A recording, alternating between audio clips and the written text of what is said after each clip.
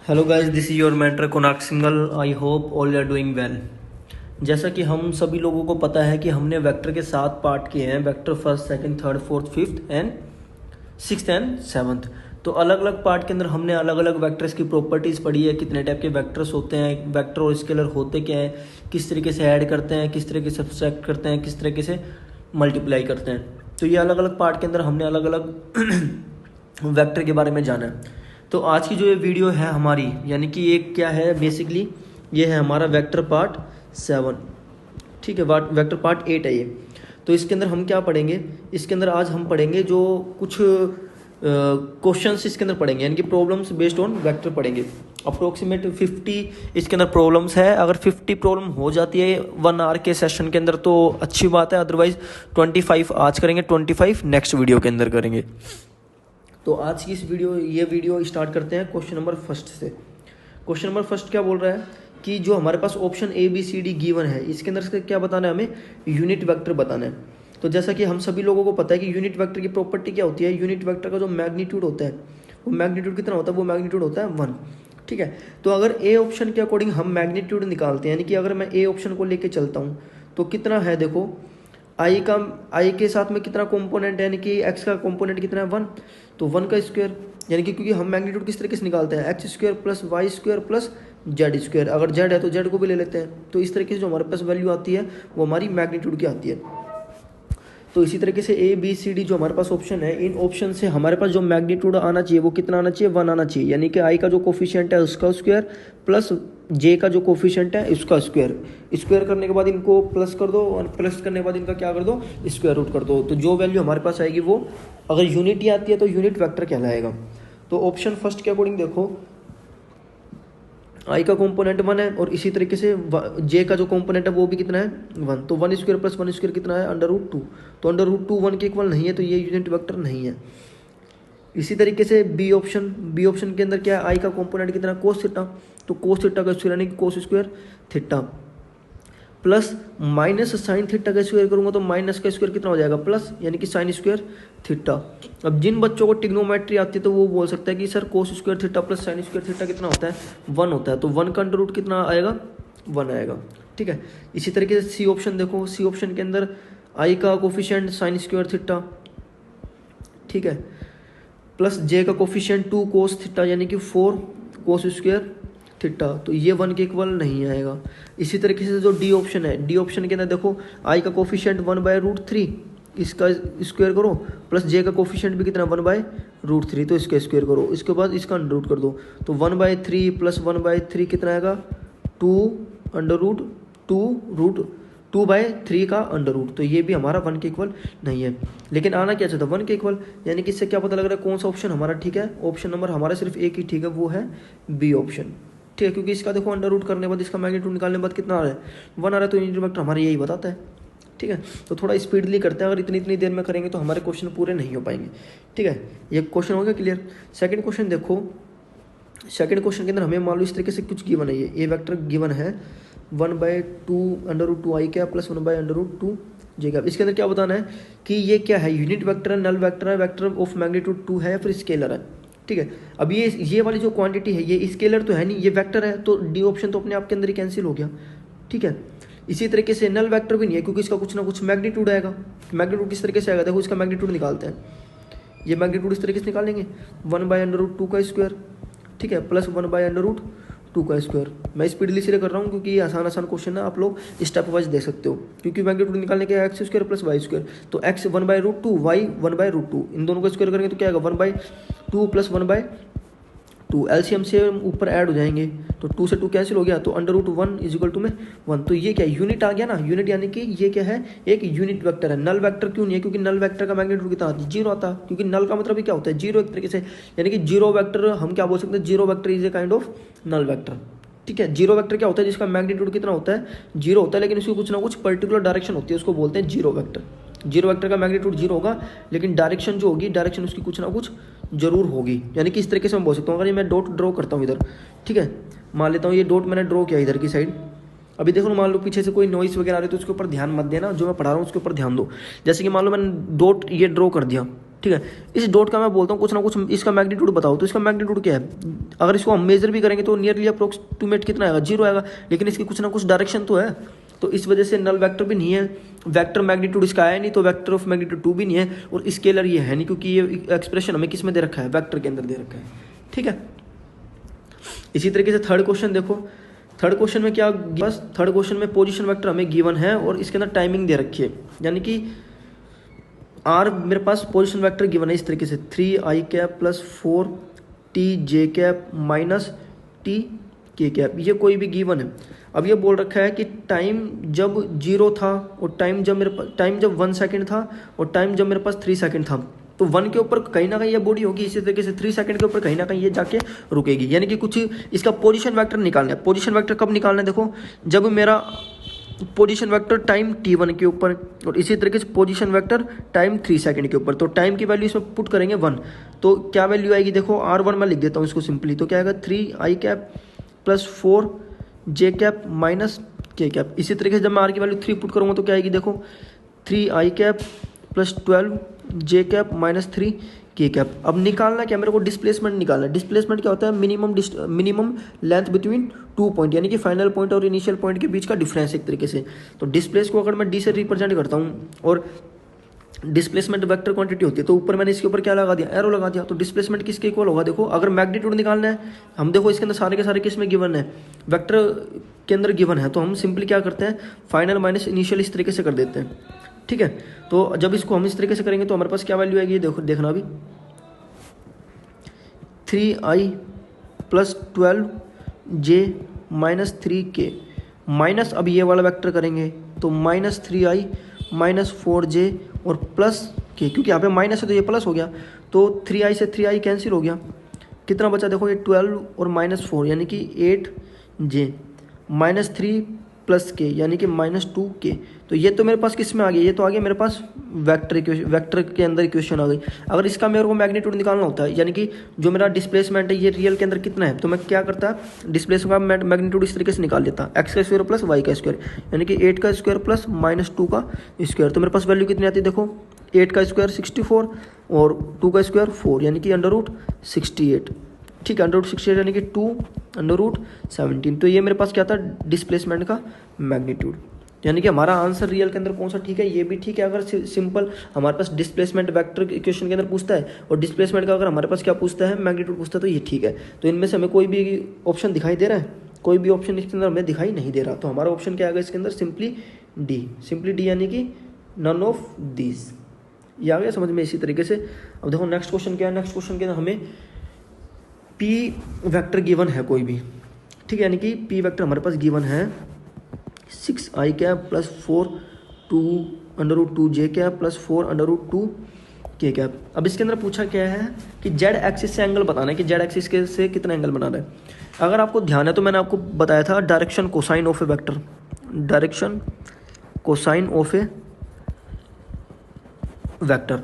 तो direction cosine of A vector के अंदर मैंने कोस अल्फा, ठीक है, cos gamma, cos beta and cos gamma, ये चीज़ बताई थी। तो ये हमें क्या बताया करता? RX अपॉन R का मैग्नीट्यूड।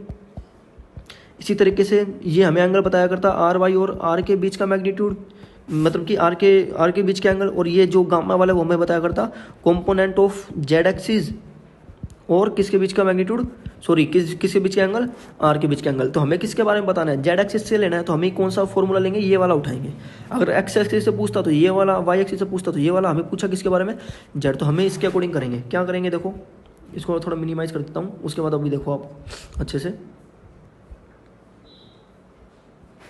अब देखो इसमें क्या बोल रहे हैं, कोस गामा हमें लेना, तो आर जेड यानी कि जेड के अंदर कितना है? ये देखो 4√2 है, क्योंकि ये इक्वेशन इसी तरीके से तो पी एक्स आई कैप प्लस वाई जे कैप प्लस जेड के कैप। तो जेड वाला कंपोनेंट लेना है, तो जेड वाला कंपोनेंट कितना है? 4√2।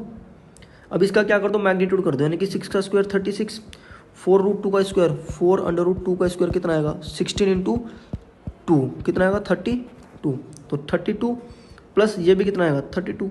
जब इसको हम ऐड करेंगे तो कितना आएगा? 32 64 और 64 और 36 कितना आएगा? 0 यानी कि 100। और 100 का अंडर रूट कितना आता है? 10, यानी कि 4 √2 अपॉन 10, यानी कि 2 और ये 5, यानी कि कोस गामा की वैल्यू मेरे पास कितनी आ गई, √2 अपॉन 5। तो जब हम इसको कंप्लीटली सोल्व करेंगे, क्योंकि हमें एंगल चाहिए, एंगल यानी कि किसके लिए चाहिए, हमें एंगल जेड एक्सिस के लिए चाहिए, यानी कि गामा की वैल्यू चाहिए। तो गामा की वैल्यू कितनी आएगी, कोस इनवर्स ऑफ 2√2 अपॉन 5। तो ये मेरे पास क्या आती है, इसकी वैल्यू आती है। इसी तरीके से अगर मान लो मेरे पास पूछता इसके बारे में, पूछता अल्फा यानी कि एक्स एक्सिस से एंगल पूछता, तो कितना आता है, देखो ऊपर की साइड क्या है, एक्स एक्सिस में कितना है 6, यानी कि 6 अपॉन 10, तो कितना आता है कोस इनवर्स ऑफ 3/5। इसी तरीके से बीटा वाई के बारे में पूछता, तो वाई के बारे में भी यही एंगल आता है, क्योंकि कंपोनेंट दोनों के क्या है, सेम है, यानी कि ये वाला जो फैक्टर है वाई और एक्स का, वाई और जेड का, दोनों का दोनों सेम है।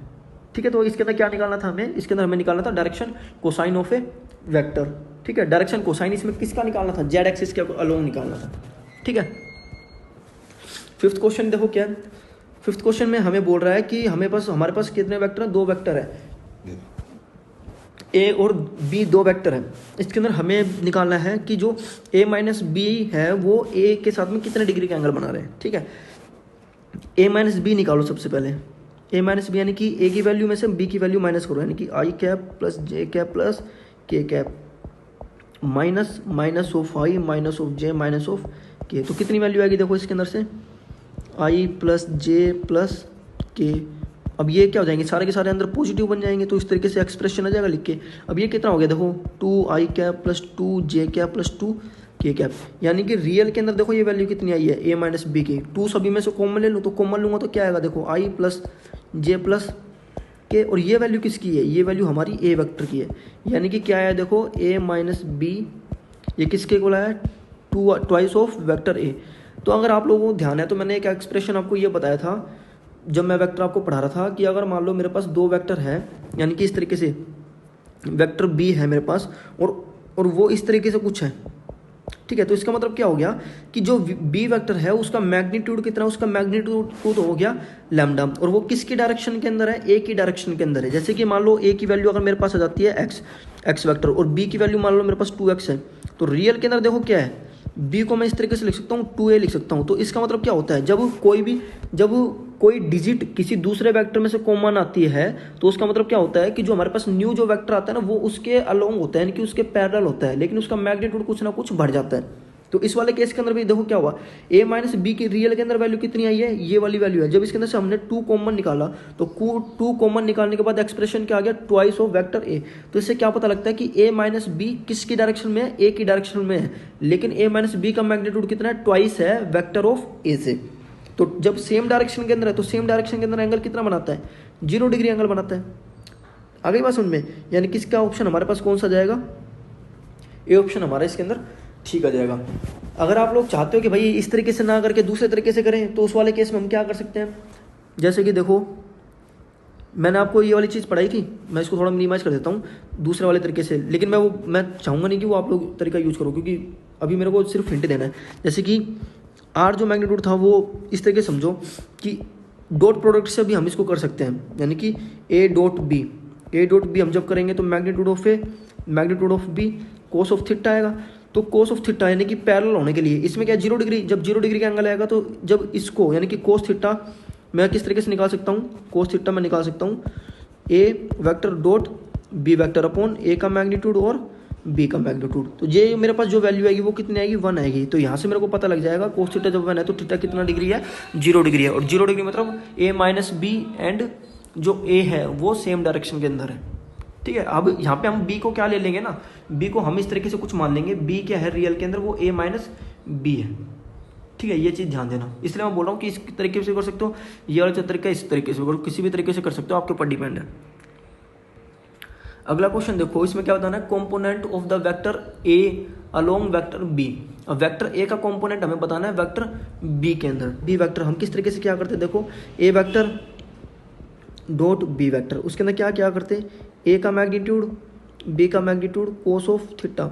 लेकिन इस वाले के अंदर क्या बोला है कि component of a along b vector. तो इसी तरीके से अगर मान लो मेरे पास ये बी है और ये ए है, तो बी वेक्टर की डायरेक्शन के अंदर कौन सा कंपोनेंट आएगा ए का, वो आएगा ए कोस थीटा आएगा, यही तो आएगा। तो हम क्या करेंगे, देखो a dot b as it is रखते हैं, और बी के मैग्नीट्यूड हम इसको अगर डिवाइड कर देंगे तो हमारे पास क्या आ जाएगा, एक कोस थीटा जाएगा ना, और यही हमें चाहिए। तो हम क्या करेंगे, देखो ए डॉट बी की हम क्या कर देंगे, इसके अंदर डॉट प्रोडक्ट कर देंगे।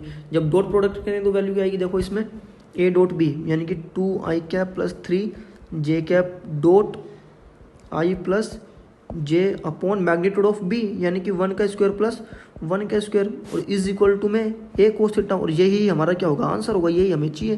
तो इससे हमारे पास वैल्यू क्या आएगी, देखो आई डॉट आई मैंने कितना बताया था, डॉट प्रोडक्ट की आई डॉट आई होता है 1 और जे डॉट जे कितना होता है, ये भी होता है 1। आई डॉट जे डॉट के एंड आई डॉट के ये कितना होता है, 0 होता है। तो इस वाले केस में 2 की 2 से मल्टीप्लाई, 2 की यानी कि आई वाले की आई वाले के साथ मल्टीप्लाई होगी, जे वाले की जे वाले के साथ मल्टीप्लाई होगी, ठीक है। यानी कि 2 और 1 कितना हो जाएंगे 2। इसी तरीके से 3 इंटू 1 कितने होंगे 3, यानी कि 2 + 3 और नीचे क्या आएगा √2, यानी कि हमारे पास जो वैल्यू आई वो कितनी आई 5√2। तो ये मेरे पास क्या है, ये एक कंपोनेंट आ गया ए का अलोंग बी वेक्टर, ठीक है। तो हमारे हमसे ये पूछा था कि कंपोनेंट बताओ, अगर ए और बी किसी एंगल थीटा डिग्री के ऊपर इंक्लाइंड है तो किसी भी एक एंगल का अगर हमारे पास पूछ ले कंपोनेंट दूसरे के अकॉर्डिंग, तो हम इस तरीके से बता देंगे, ठीक है। अगला क्वेश्चन देखो, ये वेक्टर इस तरीके से हमें कोई भी वेक्टर है और हमें ये क्या है, परपेंडिकुलर है क्यू वेक्टर के, ठीक है। तो हमें ये पता है कि ए वेक्टर और बी वेक्टर हमने डॉट प्रोडक्ट क्या देखा था, ए का मैग्नीट्यूड बी का मैग्नीट्यूड इंटू कोस थीटा, और साथ साथ में हमने ये भी देखा था कि जब थीटा जब 90 डिग्री होता है यानी कि परपेंडिकुलर जब होते हैं ए और बी जब परपेंडिकुलर होते हैं आपस में, तो ये वाला रिजल्ट मेरा कितना बन जाया करता है, 0 बन जाया करता है, क्योंकि कोस 90 की वैल्यू कितनी होती है, कोस 90 की वैल्यू कितनी होती है मेरी 0 होती है। तो ये 0 तो कंप्लीट मल्टीप्लीकेशन के अंदर, तो मल्टीप्लीकेशन को अगर मैं 1 से 0 करता हूँ तो पूरी की पूरी टर्म कितनी होती है 0 हो जाती है, ठीक है। तो मेरे को सिंपली इसके अंदर क्या निकालना है, ए डॉट बी निकाल लेता हूँ, ए डॉट बी यानी कि पी डॉट क्यू, ठीक है। पी डॉट क्यू इस तरीके से निकालूंगा मैं, देखो 3i - 2j प्लस ए के डॉट 2i + j माइनस के, ये किसके इक्वल आना चाहिए, 0 के इक्वल आना चाहिए, क्योंकि डॉट प्रोडक्ट 0 के इक्वल है। तो 3 का 2 के साथ मल्टीप्लाई यानी कि 6 -2 का j के साथ यानी कि -2 और a का k के साथ यानी कि माइनस ऑफ a, ये किसके इक्वल आ गया 0। अब इसको सोल्व कर लो, ये कितना आएगा 4 - a इक्वल टू में 0, यानी कि a की वैल्यू मेरे पास कितनी आई इधर 4 आई, यानी कि इसका मतलब क्या है कि अगर मेरा 4 a की वैल्यू 4 होगी तो a और b यानी कि p और q आपस में क्या हो जाएंगे, परपेंडिकुलर हो जाएंगे। किस तरीके से सोल्व कर सकते हैं, अगर इस वैल्यू को अगर a की वैल्यू को अगर मैं यहाँ पे पुट करता हूँ यानी कि इनडायरेक्ट मैं यहाँ पे पुट करता हूँ 4, तो ये टर्म बनेगी यानी कि 6 - 2 - 4 यानी कि सारे आपस में कैंसिल हो रहे हैं 0, यानी कि हमारा जो आंसर है, जो हमने पढ़ा, जो देखा, जो जाना, वो क्या है, सच है। यानी कि इसका ऑप्शन कौन सा जाएगा, सी ऑप्शन हमारा ठीक आ जाएगा। इसी तरीके से नेक्स्ट क्वेश्चन हमारा 8th क्या है, एंगल बताना इन दोनों के बीच में, यानी कि ए वेक्टर में मान रहा हूँ क्या है मेरे पास -2i cap plus 3j cap plus k cap, और बी वेक्टर मेरे पास क्या है i cap plus 2j cap -4 k cap. Angle बताना है तो मैं सिंपली कर लेता हूँ a डॉट b कर लेता हूँ मैं।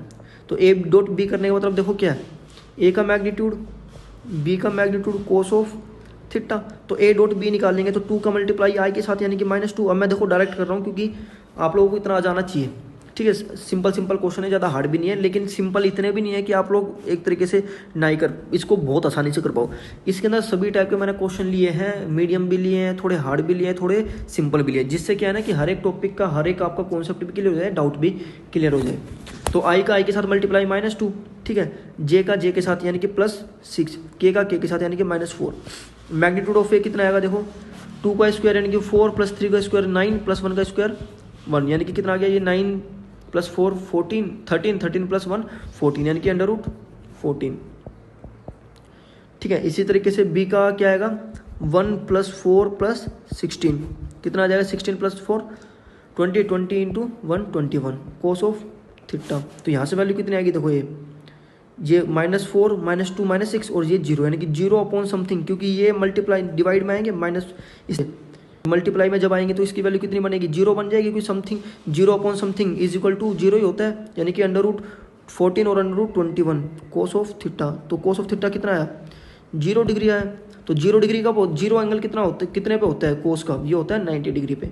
तो इन दोनों के बीच में कितने डिग्री का एंगल है 90 डिग्री का एंगल है, यानी कि बी ऑप्शन हमारा क्या है ठीक है, यानी कि ए और बी इस तरीके से है, ये ऑर्थोगोनल वेक्टर है, एक दूसरे के परपेंडिकुलर है, ठीक है।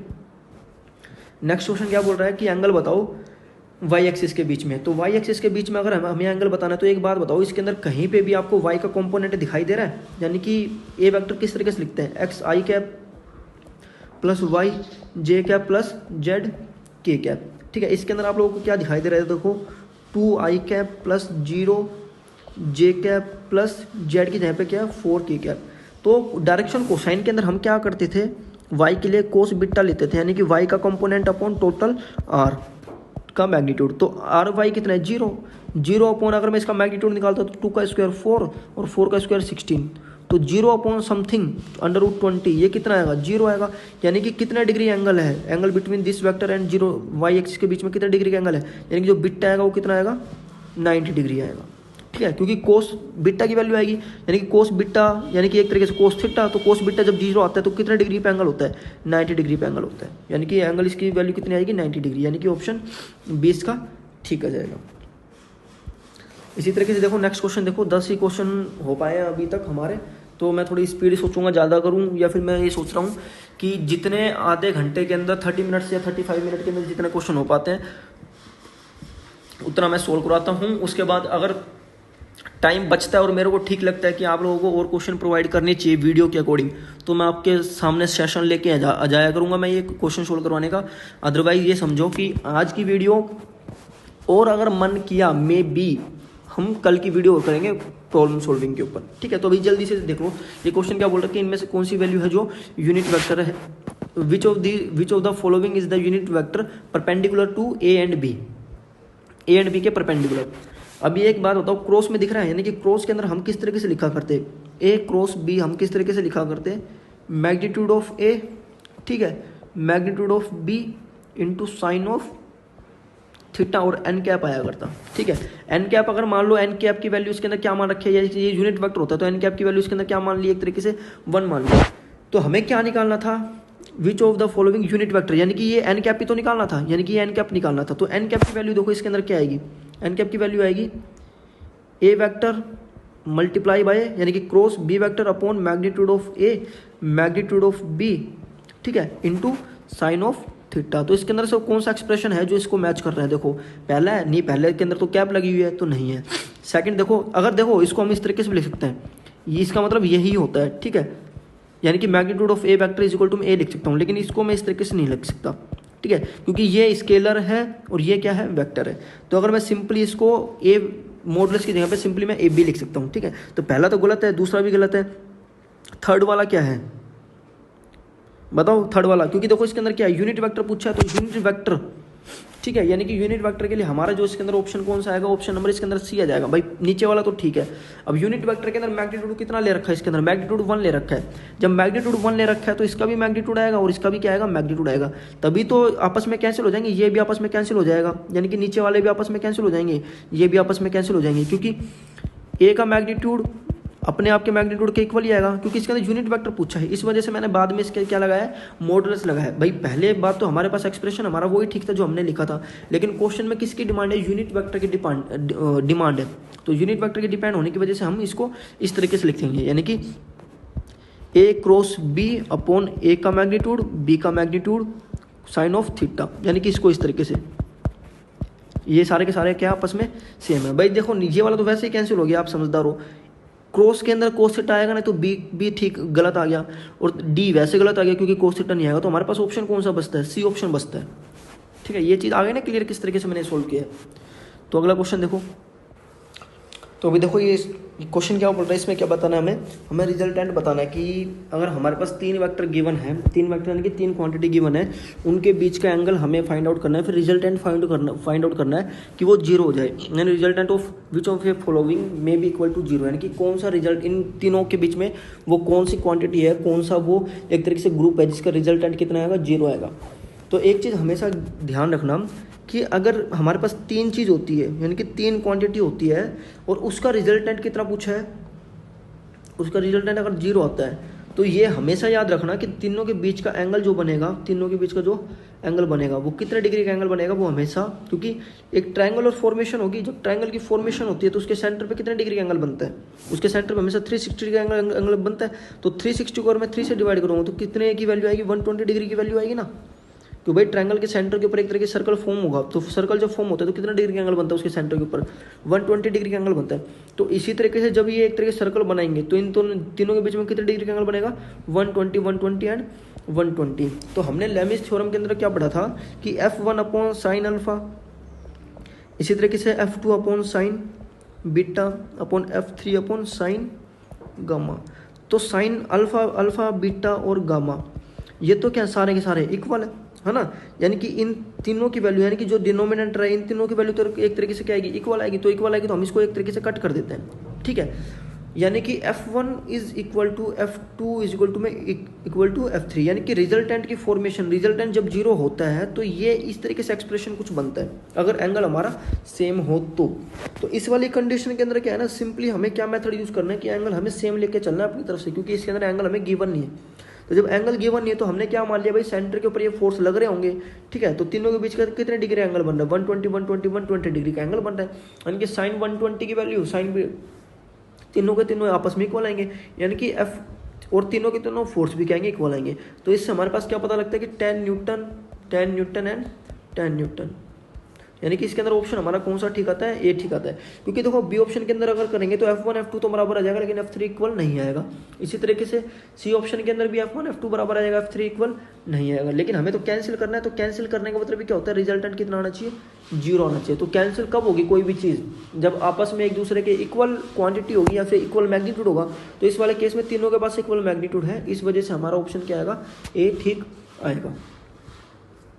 अब अगला क्वेश्चन देखो, एक जो मैन है वो पहले चलता है ईस्ट के अंदर 3 मीटर, तो हम डायरेक्शन मान लेते हैं इस तरीके से, ईस्ट के अंदर इस तरीके से, यानी कि इसको मान लिया एक्स, वाई के अंदर यानी कि नॉर्थ में चल रहा है तो वाई को मान लिया मैंने नॉर्थ, और उसके बाद क्या चल रहा है 7 मीटर वेस्ट, वेस्ट में चल रहा है वो इस तरीके से, यानी कि जेड मैंने मान लिया इस तरीके से के, ठीक है। यानी कि वेस्ट के एक तरीके से इसके अपोजिट है तो इसको मैंने मान लिया माइनस, इसको मैंने मान लिया जेड, ठीक है, के मान लिया। तो देखो हम एक्सप्रेशन में लिखते हैं, एक्स में कितना चला 3 मीटर, वाई में कितना चला यानी कि ईस्ट, नॉर्थ और वेस्ट, ठीक है, यानी कि ये जेड हो गया। वाई के अंदर कितना चला 6 और जेड में कितना चला 7। तो इसको हम एक तरीके से वेक्टर फॉर्म के अंदर लिखेंगे तो ए वेक्टर कोई भी हमारे पास बन जाएगा, एक्स आई कैप प्लस वाई जे कैप प्लस जेड के कैप। तो 3 आई कैप प्लस 6 जे कैप प्लस 7 हमारे पास क्या बन गया, कोई भी एक वेक्टर इक्वेशन बन गई, ठीक है। इस वाली कंडीशन में क्या पूछा, मैग्नीट्यूड पूछा रिजल्टेंट का। तो मैग्नीट्यूड का मतलब क्या है, सिंपली इस तरीके से कर दो, स्क्वायर करके ऐड कर दो, यानी कि 9 + 36 + 49। तो जब ऐड करेंगे तो कितना आ जाएगा, ये 58 हो गए, 58 और 36 कितना आ जाएगा 4 और 9, यानी कि √94। इसका जब एलसीएम लेंगे, यानी कि एलसीएम लेने की जरूरत नहीं है, ऑप्शन हमारे पास डी, हमारे पास ऑप्शन आ गया, यानी कि इसका आंसर क्या आ रहा है, हमारे पास ऑप्शन डी आ रहा है, ठीक है। अगला क्वेश्चन देखो, P + Q = में R, magnitude of P = magnitude of Q = √3, और जो R का मैग्नीट्यूड है वो है 30। तो एंगल बताना है, यानी कि एंगल हमारे पास क्या होता है, रिजल्टेंट क्या होता है, देखो √P² + Q² + 2PQ cos of theta. तो P और Q क्या है, इक्वल है। तो यहाँ पे मैं किस तरीके से लिख सकता हूँ, देखो R तो एज इट इज अभी रहने दो इसी को ऐसे, ठीक है। P और Q क्या है, इक्वल है। तो P² + P² यानी कि 2P², इसी तरीके से 2P² यहाँ पे बन जाएगा, ठीक है, 2P² यहाँ पे बन जाएगा cos ऑफ थीटा। तो रियल के अंदर यहाँ पे देखो क्या बना है, इसको थोड़ा ऊपर की साइड कर देता हूँ, इसमें देखो क्या बना है, दोनों की साइड स्क्वायर कर दो, squaring on both side, squaring और बोथ साइड करेंगे तो यहाँ पे मैग्नीट्यूड का स्क्वायर = में 2P², ठीक है, यानी कि क्या बनेगा यहाँ पे 2P² + 2P² cos of theta. तो R की वैल्यू कितनी है 30, स्क्वायर करेंगे तो कितना आ जाएगा 900। इसी तरीके से 2P की वैल्यू कितनी है √3 का स्क्वायर करेंगे तो 3। इसी तरीके से 2 × में 3 cos ऑफ थीटा, इसकी वैल्यू कितनी है 900 में से मान लो 6 जाएगा और ये 6 अपॉन में आ जाएगा। तो cos ऑफ थीटा की वैल्यू कितनी आएगी, देखो इसके अंदर देखो शायद मेरे को जहाँ तक लगता है ये जो वैल्यू है, जो R का मैग्नीट्यूड दे रखा है ये 3 है ना कि 30, क्योंकि ये तो वैल्यू बहुत चली जाएगी, यानी कि 594/6 इतनी तो वैल्यू होती नहीं, क्योंकि कोस की जो मिनिमम वैल्यू होती है वो -1 होती है और मैक्सिमम वैल्यू +1 होती है। तो यहाँ पे जो R का मैग्नीट्यूड गिवन है वो 3 है ना कि 330, ठीक है। तो इसको थोड़ा ठीक कर लो, क्योंकि मैंने बताया ना कि कोस की जो मिनिमम वैल्यू होती है वो -1 होती है और मैक्सिमम वैल्यू कितनी होती है, +1 होती है। तो उसके वाले कंडीशन के तहत हमारी वैल्यू जो आ रही थी 594/6, यानी कि समथिंग 100 के अप्रोक्सीमेट जा रही थी उसके अंदर वैल्यू, यानी कि 100 से थोड़ी कम ही थी। तो आर की वैल्यू अगर 3 है तो 3 का स्क्वायर करेंगे तो 9, ठीक है, इज इक्वल टू में 2, पी की वैल्यू कितना है, √3, तो √3 का स्क्वायर करेंगे तो 3, इसी तरीके से +2√3 कोस ऑफ थीटा, तो 9 - 6/6 कोस ऑफ थीटा। तो यहाँ पे कितनी आई देखो 3/6 इज इक्वल टू में कोस ऑफ थीटा, तो 3/6 यानी कि 1/2। तो कोस थीटा की वैल्यू 1/2 कब होता है, जब एंगल कितना डिग्री होता है, एंगल होता है 60 डिग्री, ठीक है। तो ये हमारे पास इसका आंसर आएगा। तो पीछे वाले केस के अंदर हमने क्या ले लिया था, 30 मैग्नीट्यूड ले लिया था। 30 मैग्नीट्यूड लेने की वजह से हमारी जो वैल्यू थी वो नियरली अप्रोक्स 100 के अप्रोक्स आ रही थी, ठीक है, जो कि बहुत ज़्यादा थी, इतनी तो वैल्यू होती भी नहीं है उसकी। तो इसकी वैल्यू कितनी आएगी, 60 डिग्री। अब इसके अंदर देखो रेडियन में गिवन है, तो रेडियन में अगर वैल्यू चाहिए तो हम क्या करते हैं, π/180 से इसको क्या कर देंगे, मल्टीप्लाई कर देंगे, यानी कि 60 इंटू में π/180, तो ये 3 पे कैंसिल हो गया, तो हमारी वैल्यू कितनी है, π/3 हमारी इसकी वैल्यू आई, ठीक है, यानी कि ऑप्शन नंबर सी। अगला क्वेश्चन देखो, हमें वेक्टर गिवन है ए और बी गिवन है और ये परपेंडिकुलर है, ठीक है, यानी कि यूनिट वेक्टर है हमारे पास, unit vector perpendicular to A and B, इस तरीके से हमारे पास गिवन है। तो यूनिट वेक्टर हमारे पास अगर इस तरीके से ये समझो गिवन है तो हम क्या करेंगे, देखो इस वाले केस के अंदर परपेंडिकुलर है ना, यानी कि इस तरीके से A cross B is equal to में ए का मैग्नीट्यूड, बी का magnitude, sine of theta and N cap. अब ये परपेंडिकुलर है, यानी कि इसके अंदर हमें क्या निकालना पड़ेगा, ए क्रॉस बी निकालना पड़ेगा। तो ए क्रॉस बी निकालने के लिए हम क्या करेंगे, डिटर्मिनेंट वाला मेथड यूज कर लेंगे, ठीक है। तो किस तरीके से वो देखो, अभी ये देखो थोड़ा क्वेश्चन लेंथी होगा, तो मैं सोच रहा हूँ सिर्फ आप लोगों को आज यही वाला क्वेश्चन कराऊँ, अगर टाइम मिलता है तो फिर मैं और क्वेश्चन लेके आता हूँ आपके लिए, ठीक है, क्योंकि ये क्वेश्चन थोड़ा लंबा चल जाएगा, तो इस वजह से ये वीडियो इस क्वेश्चन तक ही रखते हैं, ठीक है। तो अभी इसके अंदर देखो हम क्या निकालेंगे, डिटर्मिनेंट वाला मेथड यूज करेंगे ए क्रॉस बी निकालने के लिए, ठीक है। ए की वैल्यू देखो कितनी है इसके अंदर, अब ये थोड़ा ठीक से देख लो, ए की value -3i cap -2j cap -3k cap, जो बी की वैल्यू वो कितनी है 2i cap +4j cap +6k cap. इसके अंदर अगर हम डिटर्मिनेंट वाला मेथड यूज़ करके ए क्रॉस बी निकालते हैं तो किस तरीके से निकालेंगे वो देखो, ठीक है, हम इम्पोर्टेंट हमारे लिए वो चीज़ है। तो जब मैं सी मैग्नीट्यूड निकालूंगा ए क्रॉस बी, वो किस तरीके से आएगा देखो, ये आई, ये जे, ये के, ये मैंने आपको बताया था। तो -3 -2 -3 इनकी वैल्यू लिखो, 2 4 6। अब आई को एज इट इज़ लिखो, मैग्नीट्यूड में लिखो, आई को छुपा लो, ठीक है। आई को जब छुपा लेंगे तो क्या आ जाएगा, -2 से नीचे जाएंगे 6 की तरफ, यानी कि -12, और जब इधर की साइड से ऊपर जाएंगे तो -12 आएगा, तो -12 और माइनस मिलके क्या बना देगा, +12, ठीक है। माइनस ऑफ जे लगाएंगे। अभी देखो मैं इसके अंदर इसलिए कर रहा हूँ क्योंकि मैंने आपको ये मेथड बता चुका, ठीक है, तो बार बार इधर मैं रिपीट नहीं करूँगा। अभी -j लगाएंगे तो -3 से 6 की तरफ जाएंगे तो कितना आ जाएगा, -18 आ जाएगा। माइनस अब नीचे से ऊपर साइड जाएंगे, 2 से -3 की तरफ जाऊँगा तो -6, तो -6 और माइनस की तरफ बन जाएगा +6, प्लस ऑफ के लगाएंगे, तो के को भूल जाओ। -3 से 4 जाएंगे तो -12, माइनस लगाएंगे, 2 से -4 जाएंगे तो -4 और माइनस प्लस, यानी कि +4। तो ये तो कैंसिल ही होगा, यानी कि हमारे पास वैल्यू कितनी आई, -j -12 प्लस के -8, यानी कि ए क्रॉस बी, यानी कि सी की वैल्यू मेरे पास कितनी आ गई, 12j -8 के। तो ये तो मेरे पास क्या आएगा, ऊपर आएगा। और जब कि हमें निकालना क्या है, मैग्नीट्यूड निकालना है। तो मैग्नीट्यूड के लिए देखो मैं क्या करूँगा, इसको थोड़ा मिनिमाइज मैं कर रहा हूँ, क्योंकि हमने डाटा तो लिख ही लिया, अब हमारे पास मान लो स्पेस भी होना चाहिए क्वेश्चन सोल्व करने के लिए, तो इस वजह से मैं इसको मिनिमाइज कर रहा हूँ, ठीक है। क्वेश्चन की वैल्यू आप ऊपर देख लेना, पहले हम इसको सोल्व कर लेते हैं, उसके बाद देखते हैं कौन सा हमारे पास वैल्यू है जो इसकी इक्वल आ रहा है।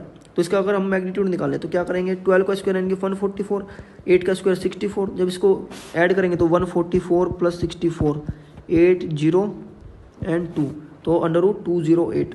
√208 की अगर हम कॉमन लेते हैं, 208 को अगर हम डिवाइड करते हैं 4 से तो कितना आएगा, 5 और 2, इसको फिर 2 से डिवाइड करेंगे 26, 2 से डिवाइड करेंगे √13, तो कितना वैल्यू आएगी ये कॉमन देखो, 2 इंटू ये 2 यहाँ से कॉमन आएगा, 2 यहाँ से कॉमन आ जाएगा, यानी कि 4 √13, और ऊपर क्या आएगा देखो, यहाँ से अगर मैं कॉमन लेता हूँ 4 कॉमन लेता हूँ, 4 मैंने जैसे कॉमन लिया तो 3j कैप -2k कैप, तो 4 से 4 कैंसिल हो गया। तो रियल में मेरी वैल्यू कितनी आई, यानी कि जो ये यूनिट वेक्टर ये कितना आया, 3j कैप -2k कैप 13, ये मेरे पास वैल्यू आई। अब इसमें देख लो, अगर मैं इसको जूम करता हूँ तो इसके अंदर देखो कौन सी वैल्यू है जो हमारी इक्वल आ रही है किसके, 3j cap minus 2k cap √13, ये मेरे पास वैल्यू आई थी लास्ट में। तो देखो ये वाला, ये ए ऑप्शन मेरा क्या है इसके अंदर, ठीक है।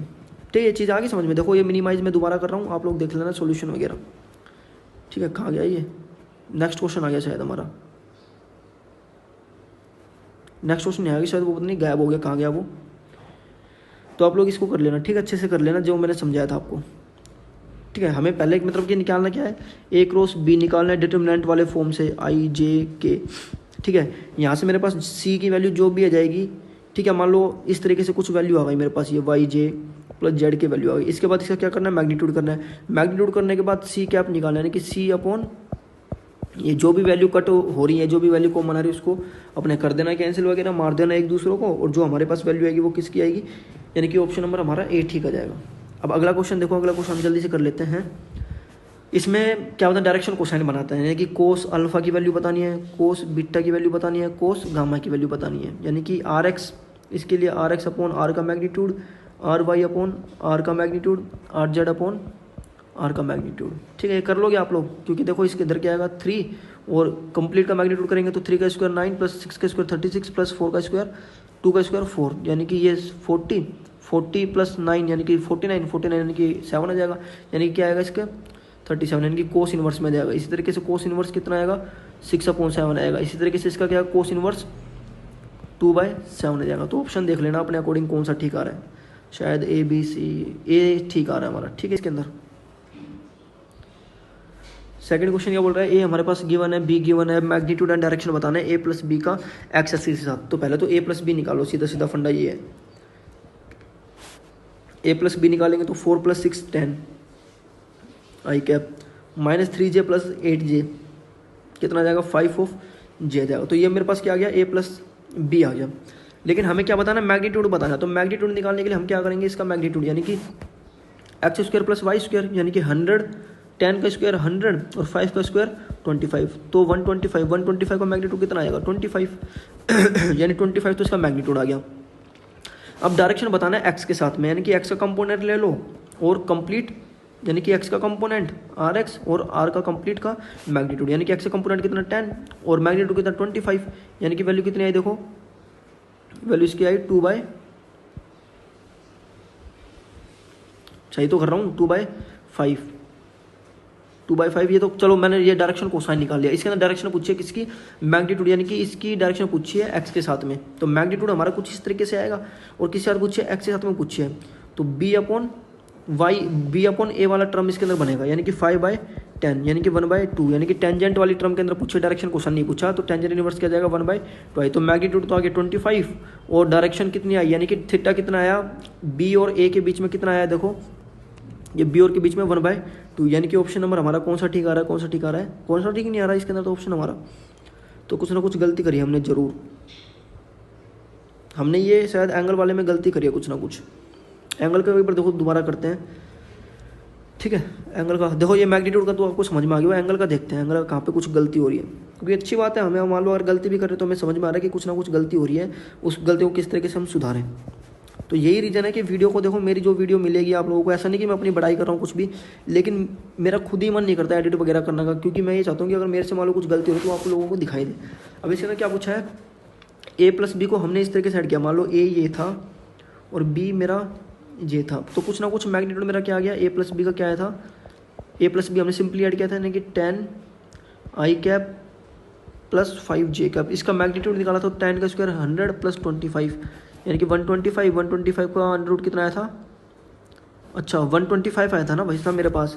तो 125 का जो मेरे पास वैल्यू आती है, यानी कि इसका जो मैग्नीट्यूड आता है 125 का, वो कितना आता है, वो तो कुछ भी नहीं आता। 125 किसी का स्क्वायर थोड़ी होता है, तो इसकी वैल्यू आएगी 5√5। तो यहाँ पे हमने गलती कर दी थी, यानी कि मैग्नीट्यूड हमारा गलत हो गया था, वहाँ पे हमने गलत ले लिया था 125 अंडर रूट करके। तो 125 तो किसी का अंडर रूट होता ही नहीं है, तो इसकी मैग्नीट्यूड कितना आएगा 5√5 आएगा, ठीक है। और इसके अंदर देखो हमारे पास ये वैल्यू आ गई थी। अब हम क्या करेंगे, मैग्नीट्यूड फाइंड आउट करेंगे, यानी कि एक्स के साथ में।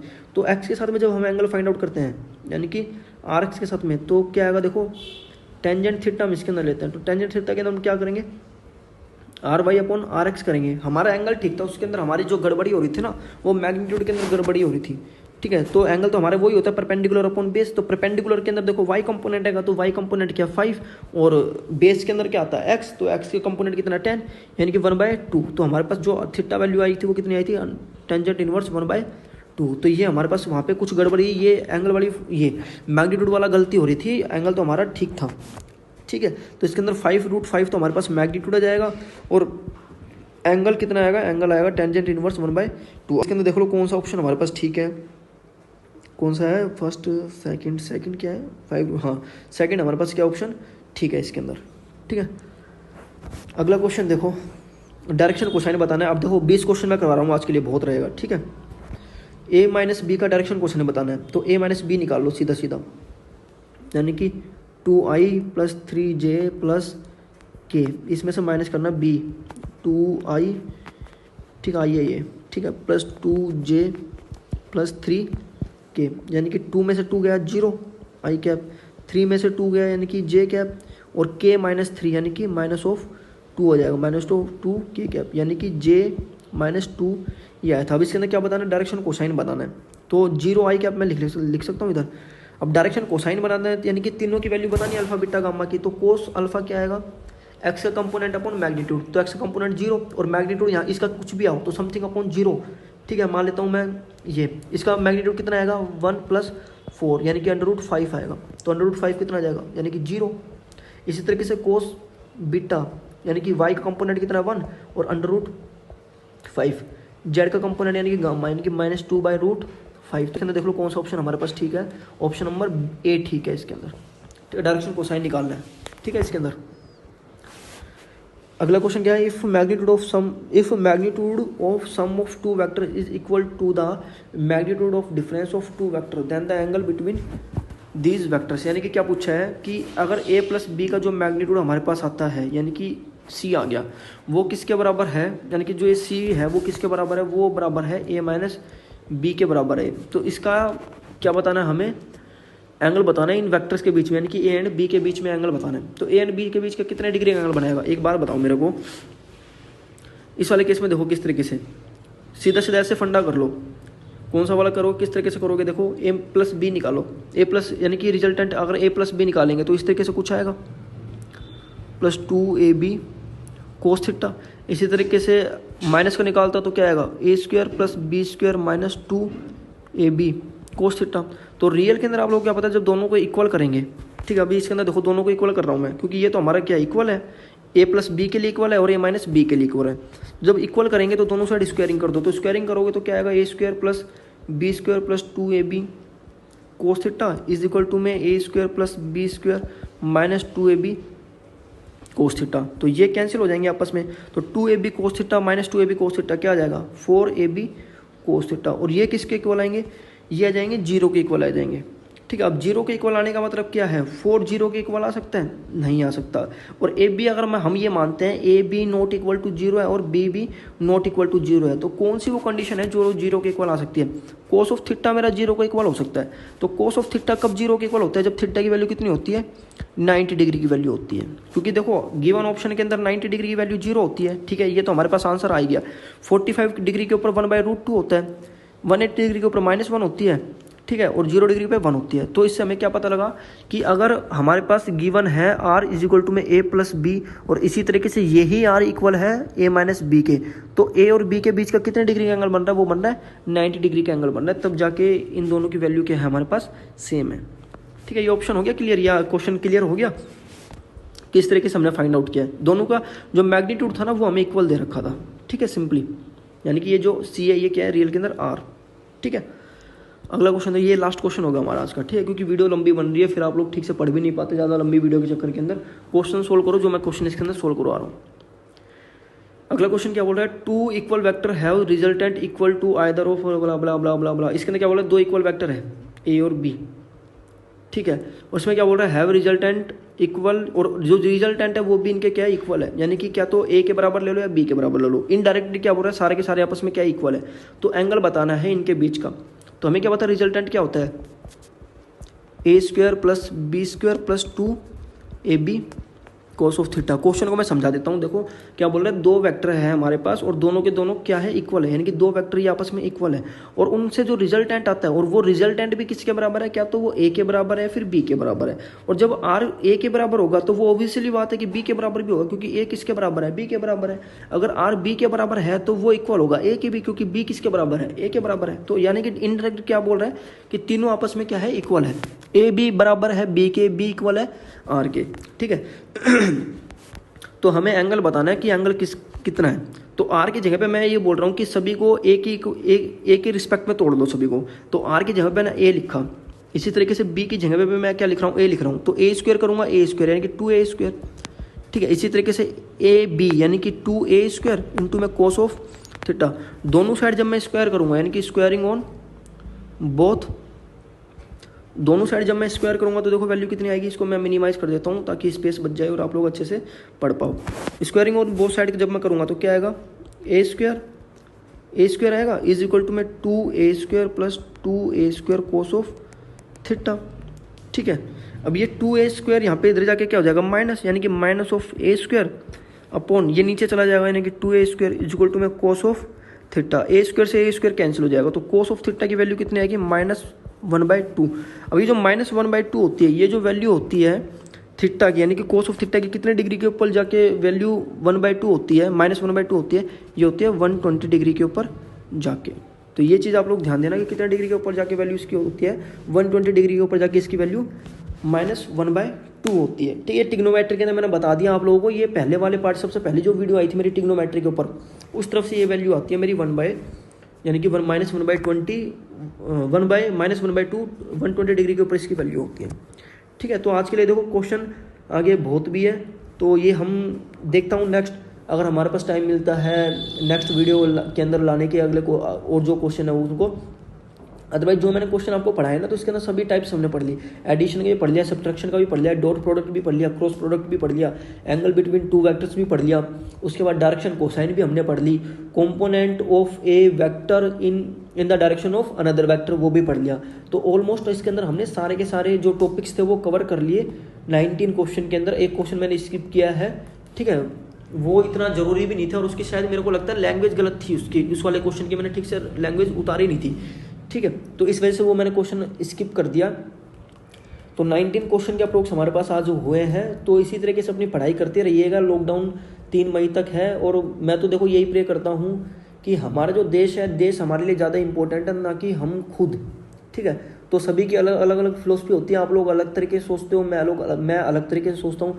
तो हमें तो सिर्फ ये देखना है कि अगर हमारे पास टाइम खाली पड़ा है तो इसको हम यूटिलाइज करें। जैसे कि आप लोग बच्चे हो, अभी पढ़ रहे हो आप लोग, तो ज़रूरी थोड़ी है स्कूल के अंदर अगर हमें टाइम नहीं मिल पा रहा तो हम घर के ऊपर मस्ती करें। अच्छे एजुकेटर्स हैं यूट्यूब के ऊपर, उनको देखो, उनको फॉलो करो, ठीक है, उनसे पढ़ो। ठीक है, यानी कि टाइम वेस्ट मत करो। इनडायरेक्टली मैं ये बोलना चाहता हूँ, अगर आप लोगों के पास टाइम है ये, तो इसको अच्छे से यूटिलाइज करो। क्योंकि अभी क्या है ना, अभी अगर मान लो 100 बच्चे हैं तो 100 में से बहुत कम बच्चे हैं जो पढ़ पा रहे हैं। तो आप लोग कुछ ऐसा करो कि इस लॉकडाउन का आपको फ़ायदा मिले, दूसरे बच्चों को फ़ायदा ना मिले। उसके लिए क्या है, अपने रेगुलर प्रैक्टिस करो, अच्छे से टाइम को यूटिलाइज करो, वेस्ट मत करो टाइम को। ठीक है, तो आज के लिए बस इतना ही। बाकी टाइम मिलता है, मेरा मन करता है ये जो 46 जो क्वेश्चन है करवाने के, तो मैं शायद आता हूँ। अदरवाइज इन 19 क्वेश्चन के अंदर मैंने सारे के सारे पार्ट करवा दिया, हर एक पार्ट को कवर करवा दिया। ठीक है, तो आज के लिए बस इतना ही। Thank you. अपना ख्याल रखिए, अपने परिवार का ख्याल रखिए। अगर कंटेंट अच्छा लगता है तो लाइक कीजिए, शेयर कीजिए, सब्सक्राइब कीजिए। नेक्स्ट पार्ट अगर नेक्स्ट पार्ट मैं लेके आऊँगा तो पता लग जाएगा आप लोगों को। ठीक है, अदरवाइज हम फिर फिजिक्स के जो मेन चैप्टर्स होते हैं वो हम स्टार्ट करेंगे। ओके।